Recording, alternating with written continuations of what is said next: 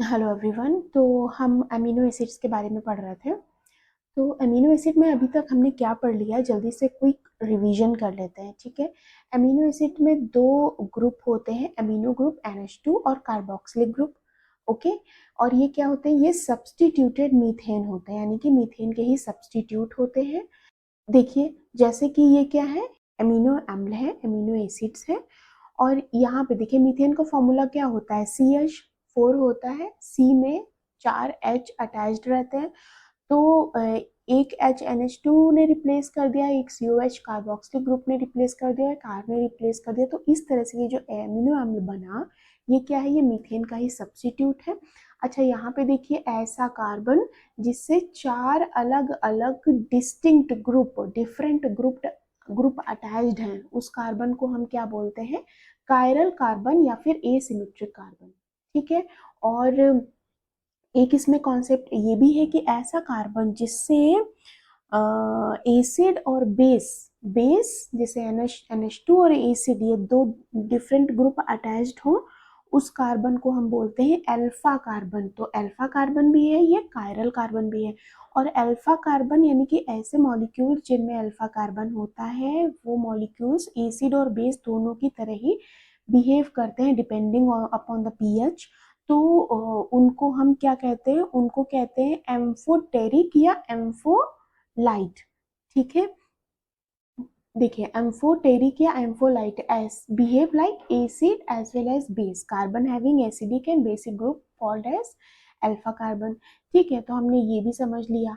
अभी asymmetric carbon क्या होता है, जो अल्फा कार्बन होते हैं या जो कायरल कार्बन, सॉरी, जो कायरल कार्बन होता है उसमें 4 डिफरेंट डिफरेंट ग्रुप्स अटैच्ड रहते हैं, 4 डिफरेंट ग्रुप अटैच्ड रहते हैं। 4 यानी कि ये जो टेट्राहेड्रल अरेंजमेंट होता है, इसकी वजह से सिमिट्री नहीं बन पाती है मॉलिक्यूल्स में, तो वो कैसे कार्बन कहलाते हैं, वो एसिमेट्रिकल कार्बन कहलाता है। ओके।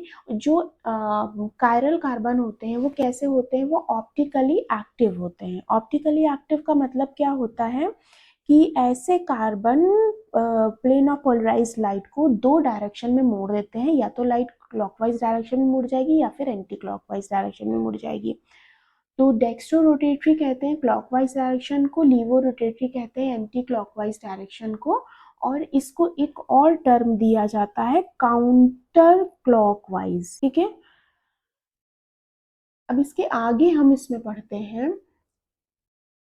देखिए, तो हमने हमारा जो अमीनो एसिड बना वो किस तरह से, देखिए, ये हाइड्रोजन, ये कार्बोक्सिलिक ग्रुप, यहाँ पे एक NH2 ग्रुप, और ये हमारा R हो गया वेरिएबल, ये चेंज हो सकता है। ठीक है, ये वेरिएबल ग्रुप है। ये क्या है, वेरिएबल ग्रुप है।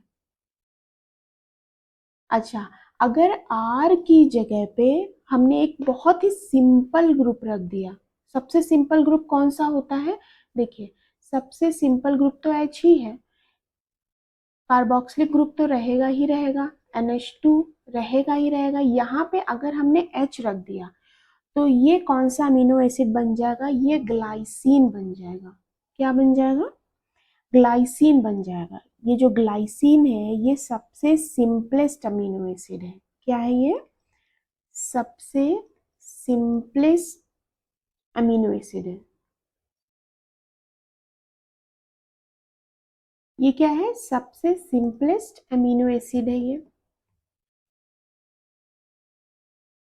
अब बताइए, अब यहाँ पे जो कार्बन है, क्या ये कायरल कार्बन रह गया, ये यहाँ ये अमीन, ये ग्लाइसिन में कायरल कार्बन नहीं होता है, नो कार्बन। तो जब ग्लाइसिन में कायरल कार्बन नहीं होता है, क्योंकि यहाँ पे H ग्रुप और ये H ग्रुप दोनों एक ही तरह के हो गए, यहाँ पे सिर्फ 3 तरह के ग्रुप है, 4 अलग अलग तरह के ग्रुप अटैच्ड नहीं है। तो ग्लाइसिन जब कायरल कार्बन नहीं है तो क्या ये ऑप्टिकली एक्टिव होगा, तो ये ऑप्टिकली एक्टिव भी नहीं होगा। ये कैसा मॉलिक्यूल होगा, ये ऑप्टिकली इनएक्टिव होगा। तो अगर क्वेश्चन आता है कि एक ऐसा अमीनो एसिड बताइए जो कि ऑप्टिकली इनएक्टिव है, तो वो क्या होगा, आंसर होगा हमारा ग्लाइसिन। ग्लाइसिन ऐसा अमीनो एसिड है जो ऑप्टिकली इनएक्टिव है। अच्छा, अब देखिए, यहाँ पर कार्बन से एक कार्बोक्सिलिक ग्रुप अटैच्ड है, ये बेसिक स्ट्रक्चर है इसका, ये हाइड्रोजन ग्रुप अटैच्ड है। अगर यहाँ पे हमने CH3 अटैच्ड कर दिया तो ये क्या बन जाएगा, ये बन जाएगा एलानीन। ठीक है, ये क्या है, एलानीन जो है वो सेकेंड सिंपलेस्ट एमिनो एसिड है। एलानीन क्या है, ये सेकेंड सिंपलेस्ट एमिनो एसिड है। और इसकी जगह पे अगर यहाँ पे CH3 की जगह पे अगर हमने CH2OH कर दिया, ठीक है, तो ये क्या बन जाएगा, ये बन जाएगा सेरीन। यानी कि अगर हमने हाइड्रोक्सिल मीथेन अगर यहाँ पे कर दिया तो यहाँ पे अमीनो एसिड में सबसे इंपॉर्टेंट पॉइंट क्या है, अमीनो एसिड्स क्या है, ये सब्स्टिट्यूटेड मीथेन है। ये क्या है, ये बहुत इंपॉर्टेंट पॉइंट। ठीक है, अच्छा सबसे पहला जो फर्स्ट डिस्कवर्ड अमीनो एसिड था वो कौन सा था, एस्पैराजीन। ये first discovered amino acid.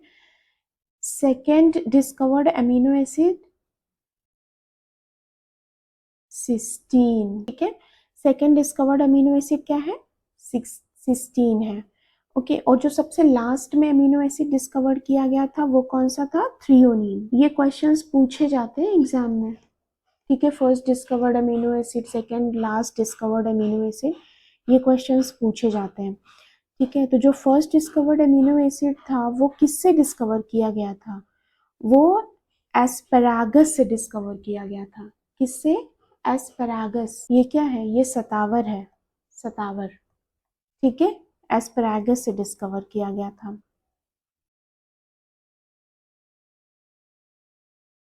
Cysteine क्या है, ये सल्फर कंटेनिंग अमीनो एसिड है। सिस्टीन एक सल्फर कंटेनिंग अमीनो एसिड है। ओके, और थियोनीन, थ्रियोनीन क्या है, ये OH कंटेनिंग अमीनो एसिड है। कुछ और क्वेश्चंस जो कि पूछे जाते हैं, कॉमन क्वेश्चंस, वो देख लेते हैं। सबसे सिंपलेस्ट अमीनो एसिड कौन सा है, अभी देखो हमने इसके पहले बताया था, सिंपलेस्ट अमीनो एसिड, तो वो क्या है, ग्लाइसिन है। और ये सबसे ज्यादा किस में पाया जाता है, ग्लाइसिन सबसे ज्यादा सोयाबीन में पाया जाता है। सोयाबीन को ग्लाइसिन मैक्स भी कहते हैं। ठीक है, और सबसे ज्यादा कॉम्प्लेक्स अमीनो एसिड कौन सा है, ये तो सिंपलेस्ट हो गया, कॉम्प्लेक्स अमीनो एसिड कौन सा है, तो ट्रिप्टोफैन है। कौन सा, ट्रिप्टोफैन। ठीक है, ये बहुत इंपॉर्टेंट है। ट्रिप्टोफैन क्या है, ये इंडोल एसिटिक एसिड का प्रिकर्सर है। ठीक है, precursor of auxin, indole acetic acid. Okay, देखिए हमने अभी पढ़ा था जो एमिनो एसिड्स होते हैं उनमें कायरल कार्बन होता है, कायरल कार्बन होता है, लेकिन इसका एक्सेप्शन है कौन, ग्लाइसिन। इसका एक्सेप्शन कौन सा है, ग्लाइसिन। ग्लाइसिन में कायरल कार्बन नहीं होता है। देखिए हमने स्ट्रक्चर देखा था, वहां पे 2 H थे और एक कार्बोक्सिलिक ग्रुप था, एक अमीनो ग्रुप था। तो ग्लाइसिन में नो कायरल कार्बन। ठीक है, और एक ऐसा अमीनो एसिड है, मतलब सारे अमीनो एसिड में एक कायरल कार्बन होता है, ग्लाइसिन में 0 कायरल कार्बन होते हैं। और एक ऐसा अमीनो एसिड है जिसमें 2 chiral carbon, 2 chiral carbon having amino acid कौन सा है, 2 chiral carbon having amino acid है आइसोल्यूसिन। कौन सा, आइसोल्यूसिन। ठीक है, तो हम हमें पता है कि अगर हमें कायरल कार्बन का नंबर पता है तो हम आइसोमर्स, नंबर ऑफ आइसोमर्स निकाल सकते हैं। ठीक है, फॉर्मूला क्या होता है, 2n is equal to number of isomers. ठीक है, यहाँ पे n क्या है, यहाँ पे n है नंबर ऑफ कायरल कार्बन। ठीक है, अब देखिए ग्लाइसिन में 0 कायरल कार्बन है। ठीक है, तो इसके कितने आइसोमर्स होंगे, देखिए 0 कायरल कार्बन, 2 की पावर 0, तो अगर किसी की पावर 0 होती है तो उसकी वैल्यू क्या होती है, 1। तो ग्लाइसिन के कितने आइसोमर्स होंगे, ग्लाइसिन के आइसोमर्स होंगे 1।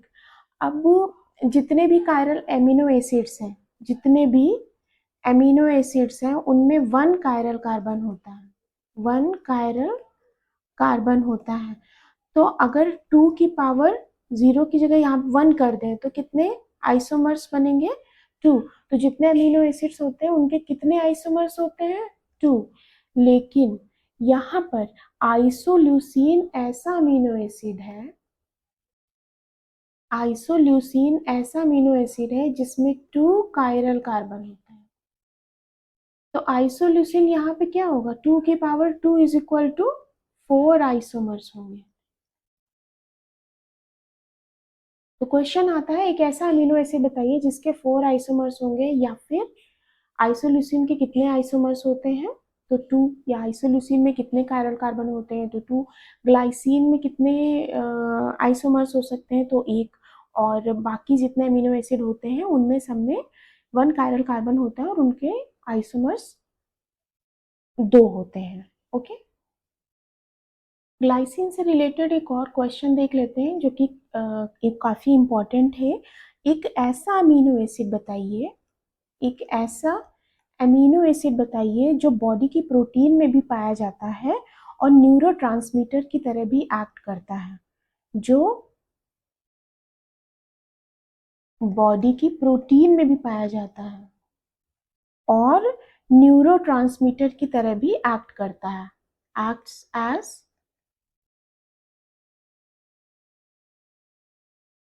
न्यूरोट्रांसमीटर। तो ये कौन सा अमीनो एसिड है, ये है ग्लाइसिन। कौन सा, ग्लाइसिन।